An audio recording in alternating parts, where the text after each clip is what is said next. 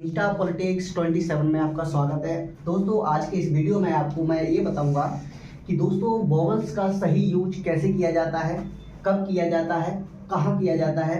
और दोस्तों अगर आपको भी किसी भी बच्चे को, किसी भी इंसान, किसी भी व्यक्ति को अगर ये चीज़ नहीं समझ आती तो दोस्तों वीडियो को लास्ट तक जरूर देखें और ये आज की बहुत ही यूजफुल वीडियो होने वाली है। दोस्तों चलो एक बार मैं आपको वोवेल्स बता देता हूँ। दोस्तों तो जो वोवेल्स होते हैं दोस्तों उनकी मात्राएं और उनकी इंग्लिश मैंने साफ साफ लिख रखी है। दोस्तों एक बार इसको रिवाइज करते हैं। तो दोस्तों आ से अनार के लिए हम लिखते हैं ए। अगर आ से अनार की मात्रा की बात की जाए दोस्तों तो आ से अनार की कोई भी मात्रा नहीं होती है। अब दोस्तों आ से अनार की मात्रा मतलब अगर मैं लिखूं काशी कबूतर तो दोस्तों इसी पे किसी भी चीज की मात्रा नहीं है। इन द सेंस इस पे किसकी मात्रा है? आ से अनार की मात्रा है दोस्तों। अगर मैंने लिखा दोस्तों मान लीजिए सा तो इस पे किसी भी चीज की मात्रा नहीं है तो दोस्तों इसे कंसीडर किया जाएगा कि इस पे किसकी मात्रा है? आ से अनार की मात्रा है। दोस्तों इतनी बात आपको समझ आ रही होगी। अब बढ़ते हैं अगले वोवेल्स पे। तो दोस्तों आ से आम, तो आ से आम के लिए दोस्तों जो मात्रा है वो एक डंडा होती है और इसके लिए कभी कभी दोस्तों हम सिंगल ए का यूज करते हैं और कभी कभी दोस्तों हम इसके लिए डबल ए का यूज करते हैं। तो दोस्तों आज के इस वीडियो में मैं आपको ये बताऊंगा कि ए का यूज आपको कहाँ करना है, कहाँ नहीं करना है, और ए का और डबल ए का, सिंगल ए का और डबल ए का यूज आपको कहाँ पर करना है, कहाँ पर नहीं करना है, कहाँ पर आपको सिंगल ए का यूज करना है, कहाँ पर आपको डबल ए का यूज करना है। ये कंफ्यूजन सबकी बनी रहती है। तो दोस्तों इस वीडियो से कंफ्यूजन आपकी दूर हो जाएगी। और इसके बाद आता है ई से इमली के लिए। तो दोस्तों कोई कंफ्यूजन नहीं है, इसकी मात्रा है और इसके लिए सिर्फ और सिर्फ आई लिखते हैं।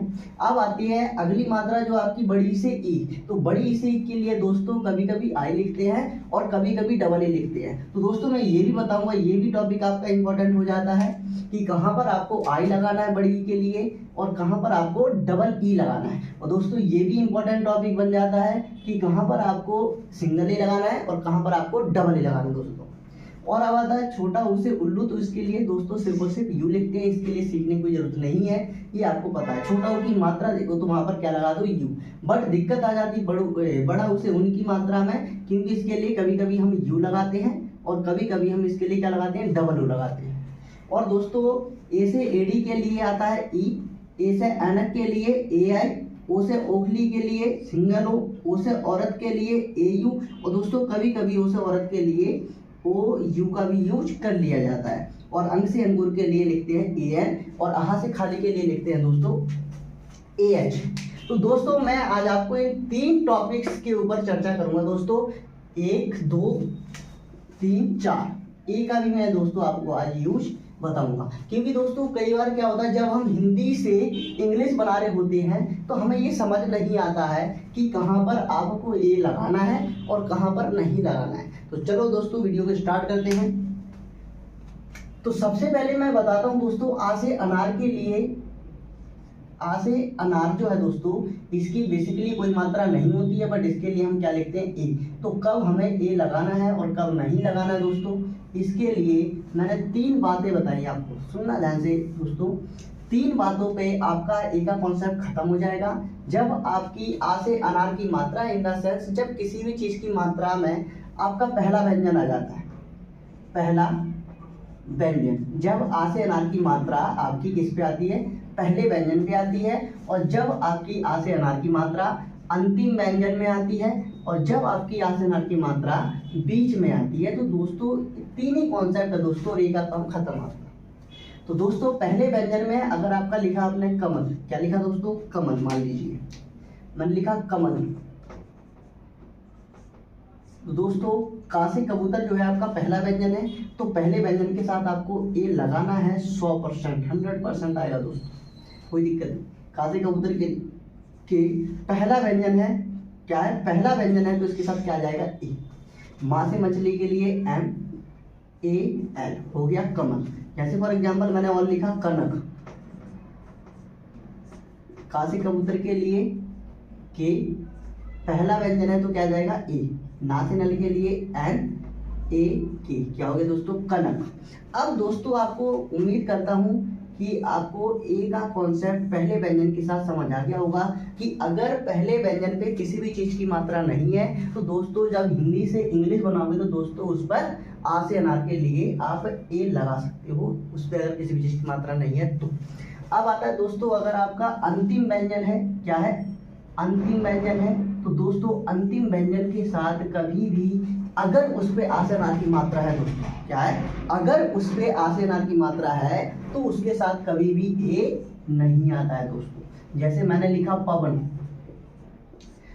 पी पहला व्यंजन है तो ए, वी ए एन, तो जो दोस्तों लास्ट वाला व्यंजन होता है अगर उस पर किसी भी चीज की मात्रा नहीं है दोस्तों उस पर ए नहीं आता है दोस्तों। रेयर ही कंडीशन में आता है दोस्तों, वो भी मैं बता देता हूँ कि लास्ट वाले व्यंजन पे आता है ए। कब आता है, जब आपका लास्ट वाले व्यंजन से पूर्व यानी लास्ट वाले व्यंजन से पहले आधा व्यंजन आ जाए दोस्तों, तो उस केस में आपको लास्ट वाले के साथ ए लगाना होता है। जैसे मैंने लिखा मध्य प्रदेश, क्या लिखा, मध्य प्रदेश, ये लो दोस्तों। तो मां से मछली के लिए एम, पहला व्यंजन है तो क्या आएगा ए, एम ए, धा से धनुष के लिए डी एच, मध्य, अब या से यज्ञ पे कोई मात्रा नहीं है, इसका मतलब इस पे ए नहीं आएगा अंतिम व्यंजन के। बट इससे पहले देखो आप कि जो धा से धनुष है वो आपका आधा व्यंजन है, तो आपका वाई के साथ क्या आ जाएगा, ए आ जाएगा दोस्तों। तो ये होगा Madhya, P R A D E S H. दोस्तों उम्मीद करता हूँ आपको समझ आ रही होगी बातें मेरी। अब आता है दोस्तों बीच वाले व्यंजन के साथ क्या होता है, तो दोस्तों बीच वाले के साथ अगर मैं आपको बताऊं तो इसके दो ही कॉन्सेप्ट है, कई बार ए लगाया जाता है इसके साथ और कई बार इसके साथ ए नहीं लगाया जाता है। तो बीच में कब ए लगाना है और कब नहीं लगाना है, तो दोस्तों आ से अनार की मात्रा अगर बीच में है तो उस पर ए आएगा या नहीं आएगा वो डिपेंड करेगा आपका, वो डिपेंड करेगा दोस्तों आपका अंतिम व्यंजन के ऊपर। लास्ट वाले व्यंजन के ऊपर अगर कोई मात्रा नहीं है तो बीच वाले व्यंजन के ऊपर ए आएगा। जैसे के, ए, एन, ए, के, हमने यहाँ एन के साथ क्या लगाया, ए, क्योंकि दोस्तों का से कबूतर जो आपका अंतिम व्यंजन है इसके ऊपर कोई मात्रा नहीं है। और कई बार हम इसके ऊपर नहीं लगाएंगे, जैसे मैंने लिखा मालती, क्या लिखा मैंने, मालती, तो माँ से मछली के लिए एम, आ के डंडे के लिए ए, ला से लट्टू के लिए एल। अब क्या इसके ऊपर मात्रा आएगी, ए की मात्रा आएगी नहीं आएगी, ए आएगा या नहीं आएगा दोस्तों, चेक करो क्या लास्ट वाले पे कोई मात्रा है तो नहीं, लास्ट वाले पे मात्रा है तो फिर इस बीच वाले के साथ ए नहीं आएगा। और एक एग्जांपल दूं दोस्तों, उसमें मैंने लिखा आरती, आरती, तो ए आर, अब इस आर के साथ ए आएगा या नहीं आएगा वो डिपेंड करेगा लास्ट वाले पे, लास्ट वाले के ऊपर मात्रा है तो इसके साथ ए नहीं आएगा, आर ती। मैंने लिखा कमल, के ए एम, अब इसके साथ ए आएगा या नहीं आएगा वो डिपेंड करेगा इसके ऊपर, तो इस पर कोई मात्रा है नहीं है तो इसके साथ ए आएगा। दोस्तों आशा करता हूँ कि आपको ए का कॉन्सेप्ट समझ आ गया होगा। एक बार मैं वर्बली बता देता हूँ जल्दी से। दोस्तों आपको 3 ही स्टेप याद रखने हैं आ से अनार की मात्रा के लिए, कि अगर आपका पहले व्यंजन पे कोई भी चीज़ की मात्रा नहीं है तो पहले व्यंजन के साथ आपको 100% ए लगाना है। और दोस्तों बात आती है अगर अंतिम व्यंजन की, तो अंतिम व्यंजन के साथ कभी भी ये नहीं आता है। अगर अंतिम व्यंजन से पहले अगर कोई आधा व्यंजन है तो उसके बाद में ए लग जाता है। जैसे इसका एक और एग्जाम्पल दूँ, अगर मैंने लिखा शुक्ल, क्या लिखा मैंने, शुक्ल, तो एस एच छोटा ऊ की मात्रा के लिए दोस्तों, छोटा ऊ की मात्रा के लिए आता है यू, यू, काशी कबूतर के लिए के, एल। अब देखना इस पूरे व्यंजन से पहले आपका आधा व्यंजन है तो इसके बाद में ए आ जाएगा लास्ट वाले पे। दोस्तों अब आपको समझ आ गई होगी मेरी बात। और दोस्तों अगर मैं बीच वाले पे बात करूं तो बीच वाले में कभी कभी आता है ये और कभी कभी नहीं आता। तो दोस्तों ये डिपेंड करता है उसका लास्ट वाला व्यंजन जो है इसके ऊपर मात्रा है या नहीं है। अगर लास्ट वाले पे कोई मात्रा नहीं है तो बीच वाले के साथ ए आएगा, अगर लास्ट वाले पे मात्रा है तो बीच वाले व्यंजन के साथ कभी भी ए नहीं आएगा। दोस्तों आगे बढ़ते हैं वीडियो में। तो अब मैं आपको दोस्तों बताने जा रहा हूं कि कब आपको सिंगल ए का यूज करना है और कब आपको डबल ए का यूज करना है। तो वीडियो को लास्ट तक जरूर देखना दोस्तों।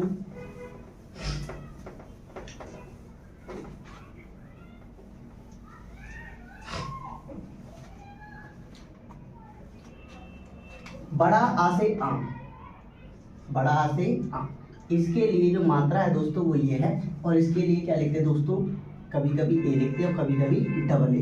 तो कब आपको ये लगाना है, कब आपको डबल ए लगाना है दोस्तों, ये मैं आज आपको बताऊँ। तो इसके दो ही कॉन्सेप्ट है दोस्तों, ज़्यादा बड़ा कॉन्सेप्ट इसका है नहीं, दो ही बातें हैं। अगर आपको दो बातें इसकी समझ आ जाती हैं तो दोस्तों ए और डबल ए में आपको कन्फ्यूजन नहीं होगी।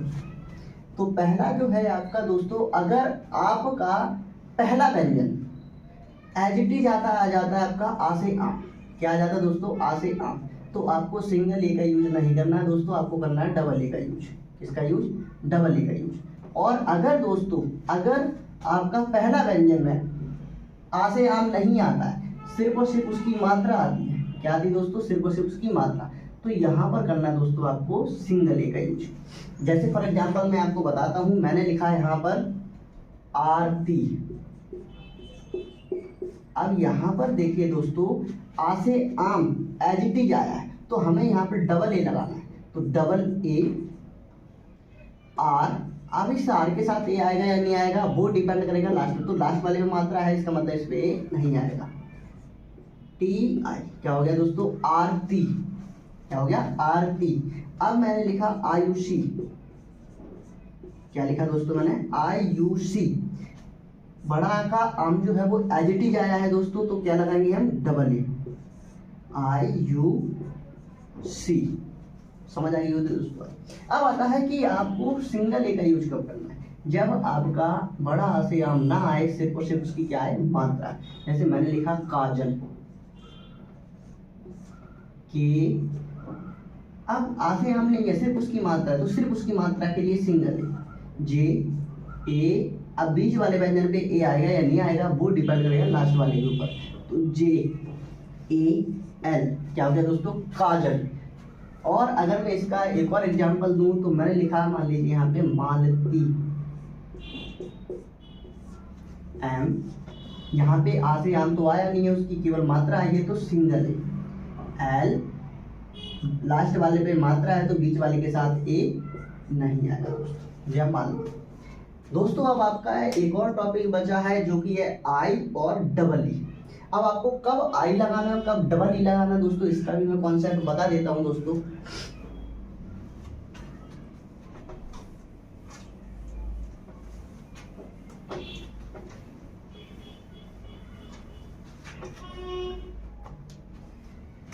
अब जो दोस्तों बड़ी ई से ईक है दोस्तों, इसके लिए हम कभी कभी लिखते हैं आई और कभी कभी लिखते हैं डबल ई। तो दोस्तों हमें कब आई लगाना, कब डबल ई लगाना दोस्तों, इसको समझते हैं। तो बड़ी ई से ईक, बड़ी ई से ईक, इसके लिए हम कभी कभी आई लगाते हैं और कभी कभी लगाते हैं डबल ई। दोस्तों कब हमें डबल ई का यूज करना है, कब हमें आई का यूज करना है, देखते हैं। तो दोस्तों इसके तीन कॉन्सेप्ट हैं। कितनी कॉन्सेप्ट है, तीन। अगर आपको ये तीन बातें इसकी समझ आ जाती है तो दोस्तों आपको आई और डबल ई में कभी भी कंफ्यूजन नहीं होगी। सबसे पहला जो टॉपिक है आपका वो है कि जब बड़ी ई की मात्रा आपकी पहले व्यंजन पे आए, किस पे आए दोस्तों, पहले व्यंजन पे, पहले व्यंजन पे आए तो आपको दोस्तों हमेशा डबल ई का ही यूज करना है। किसका यूज करना है, डबल ई का। और अगर आपकी बड़ी ई की मात्रा दोस्तों अंतिम व्यंजन पर आए, अंतिम व्यंजन पर आए, तो हमें हमेशा अंतिम व्यंजन के साथ आई लगाना है दोस्तों। पहले व्यंजन पे बड़ी ई की मात्रा है तो डबल ई, लास्ट वाले व्यंजन पे बड़ी ई की मात्रा है तो आई। चलो जानते हैं कैसे। जैसे मैंने लिखा शीतल,